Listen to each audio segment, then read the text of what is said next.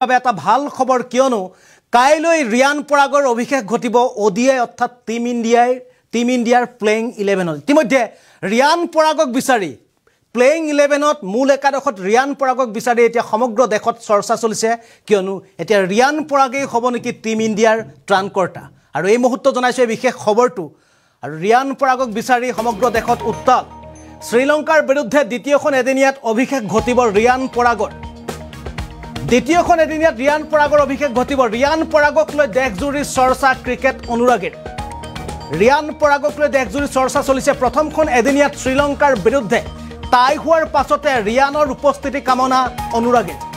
সামাজিক মাধ্যমত চৰ্চা প্ৰথম এদিনীয়াত ৰিয়ান থকা হলে হয়তো ভাৰতৰ এনে বিপৰ্যয় নহলহেঁতেন অধিনায়ক ৰোহিত শৰ্মাৰ বাহিৰে কোনো এগৰাকী বেটছমেনে আশানুৰূপ খেল প্ৰদৰ্শন কৰাত ব্যৰ্থ হ'ল কালিৰ দিনটো 4 নম্বৰত বেট ধৰিবলৈ সুযোগ পোৱা ৱাশ্বিংটন সুন্দৰে কেৱল 4টা বলত সংগ্ৰহ কৰিছিল 5 ৰান অন্যহাতে বলিঙত বিশেষ পাৰদৰ্শিতা দেখুৱাব নোৱাৰিলে শিৱম দুবে প্ৰথম এদিনীয়াত বিৰাট কোহলিৰ প্ৰদৰ্শনক লৈও অসন্তুষ্ট ক্ৰিকেট অনুৰাগী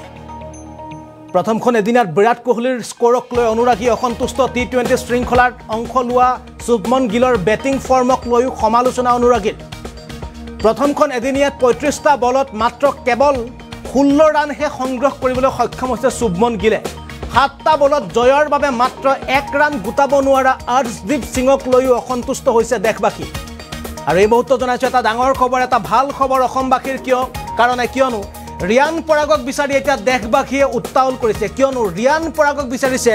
অলৰাউণ্ডাৰ ৰিয়ান পৰাগক কিয়নো বহুতে আশা কৰিছে যাতে ৰিয়ান